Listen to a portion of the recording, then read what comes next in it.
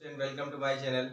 देखिए आज हम बताएंगे स्क्यूनेस के टॉपिक है। स्क्यूनेस के टॉपिक से हम कुछ प्रॉब्लम्स बताएंगे।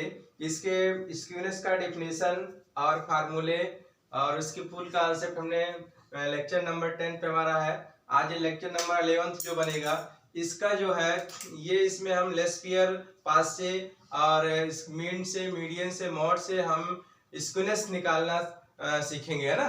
तो देखिए पहला हम प्रॉब्लम ले लिए हैं। निम्नलिखित बारंबारता सारणी के लिए विषमता गुणांक ज्ञात करना है। विषमता स्क्यूनेस कोफिशिएंट ऑफ स्क्यूनेस निकालना है, जिसके लिए किसके द्वारा निकालना, बहुलक की सहायता से निकालना है, चतुर्थांक की सहायता से निकालना, क्वार्टाइल की सहायता से निकालना है, माध्यिका की सहायता से, मीडियन की सहायता, मतलब कि मॉडुलस, क्वार्टाइल और मीडियन के रिस्पेक्ट में हमें skewness coefficient of skewness find करनी है, जिसका प्राप्तांक दिया, बारंबारता दी है। प्राप्तांक दिया 5, 10, 15, 20, 25, 30, 35 और ये बारंबारता 2, 4, 6, 12, 15, 25, 6। तो इसी को हमें सॉल्व करना है। आइए सॉल्व करते हैं, ध्यान दीजिएगा, है ना।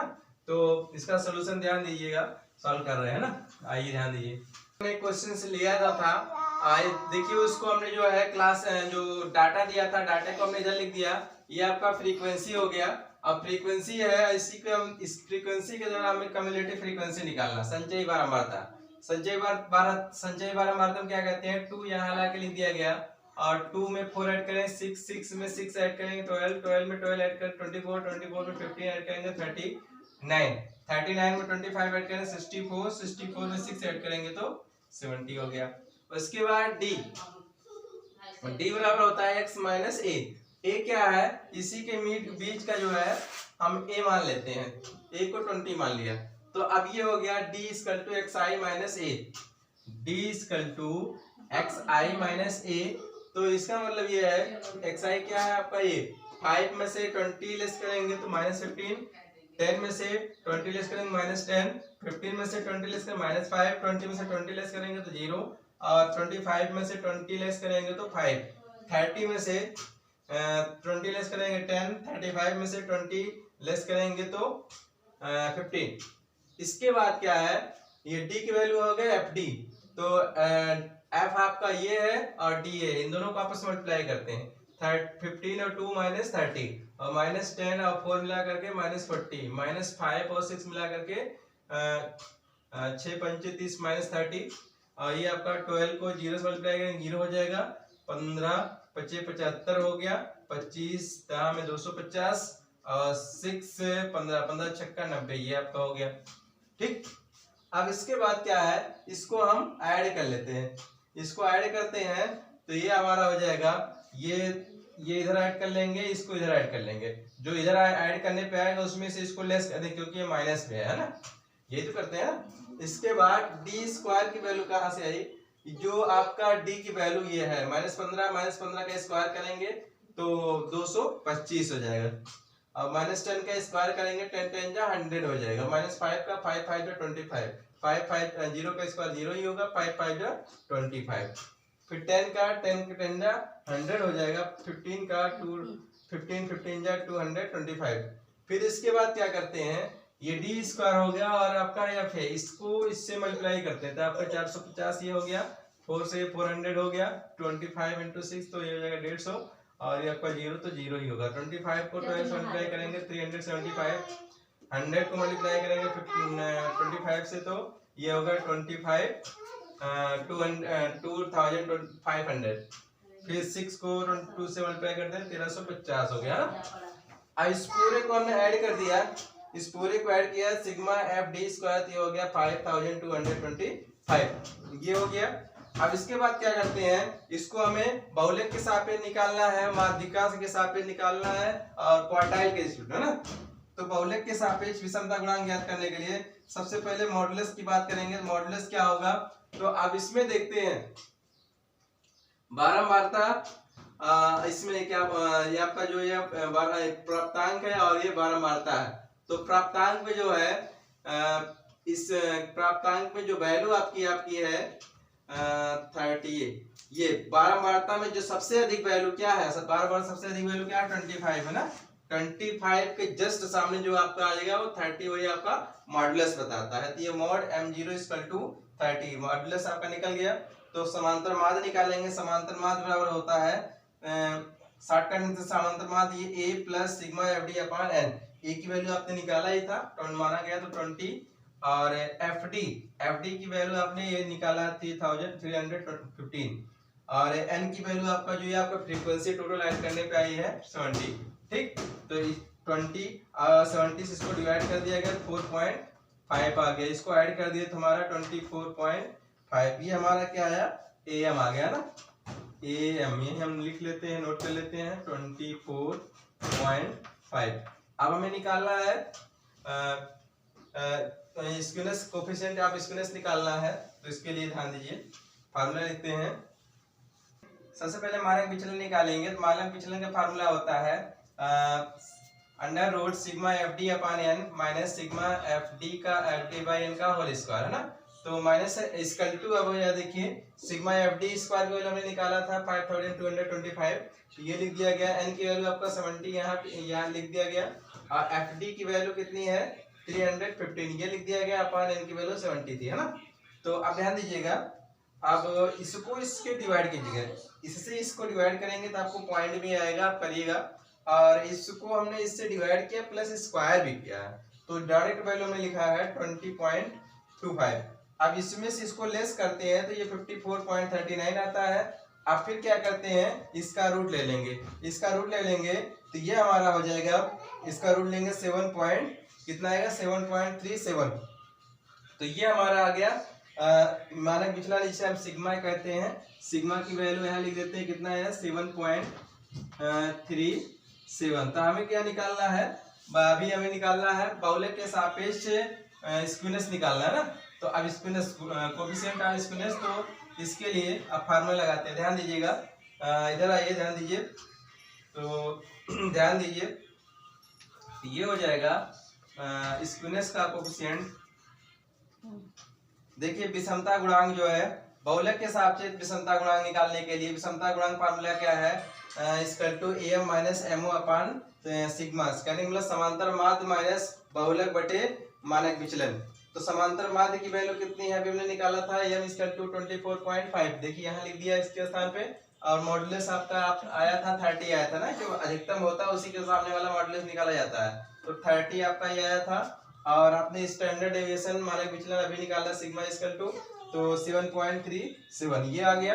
अब इसमें से इसको लेस करते हैं, माइनस में आएगा, फिर इसको डिवाइड भी किया गया तो माइनस 0.75, यही हमारा आंसर हो गया। तो ये हमारा बहुलक के सापेक्ष आया था, क्वार्टाइल डेविएशन के भी सापेक्ष निकालेंगे और मीडियन के सापेक्ष निकालेंगे। ध्यान दीजिए, क्वार्टाइल डेविएशन के रिगार्डिंग हमें निकालना है स्क्यूनेस कोएफिशिएंट ऑफ स्क्यूनेस, तो ये यहाँ लिख दिया है चतुर्थक की सहायता से स्क्यूनेस निकालना है। इसके लिए सबसे पहले हमें क्वार्टाइल 1 क्वार्टाइल 2 मीडियन इन सब की वैल्यू निकालनी होगी। तो पहले क्वार्टाइल 1 का फार्मूला क्या होता था, Q1 = n + 1/4 टर्म, है ना, यही होता था।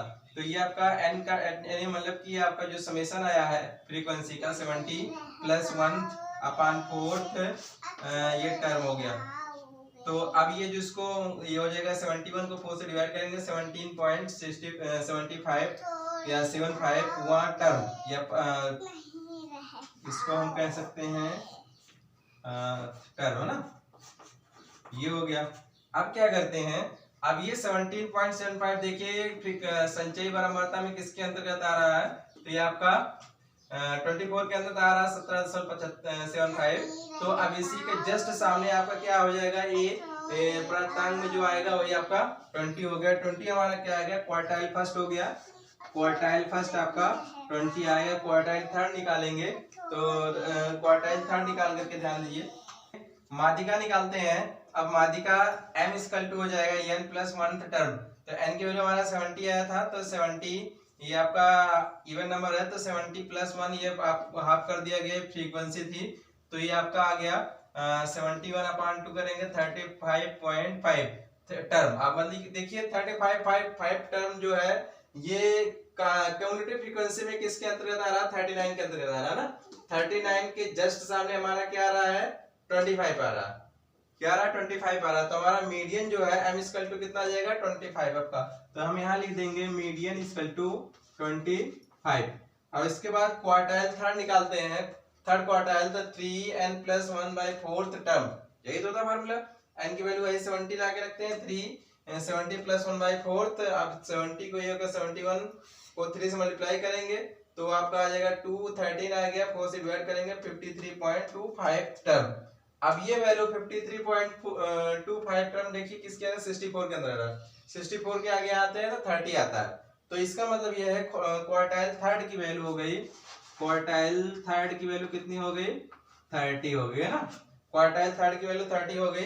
अब हम फार्मूला लगाते हैं स्क्यूनेस, कोफिशिएंट ऑफ स्क्यूनेस निकालते हैं क्वार्टाइल के। इसमें देखिए ध्यान दीजिए फार्मूले क्वार्टाइल के कोफिशिएंट ऑफ स्क्यूनेस। अब कोफिशिएंट ऑफ स्क्यूनेस का फार्मूला होता है Q3 + Q1 - 2m/Q3 - Q1। अब ध्यान दीजिएगा Q3 की वैल्यू अभी हमने निकाला था, कितना आया था 30। Q1 की वैल्यू हमारा कितना आया था, तो ये हमारा 20 आया, और 2 × m की वैल्यू हमने 25 निकाला। तो ये आपका 30 + 20 कितना 50 हो गया, और 25 2 जा 50 हो गया। अपन 30 में से 20 लेस करेंगे तो 10 आ जाएगा। अब 50 में से 50 लेस करेंगे 0, 0 में 10 से डिवाइड करेंगे तो 0। तो देखिए आपको ये वैलिड है कि स्क्यूनेस का जो वैल्यू है हमने बताया था -1 और 1 के बीच में आता है। तो आपका 0 भी -1 और 1 के बीच में आता है। तो ये आपका हो गया क्वार्टाइल। अब हम मीडियन के रिस्पेक्ट में आएंगे निकालने, ध्यान दीजिए। माध्यिका की सहायता से अब निकालेंगे विषमता गुणांक जो होता है 3 × अर्थमेटिक मीन माइनस मीडियन अपान मानक विचलन। तो ये 3 अर्थमेटिक मीन आपका समांतर माध्य माइनस मीडियन माध्यिका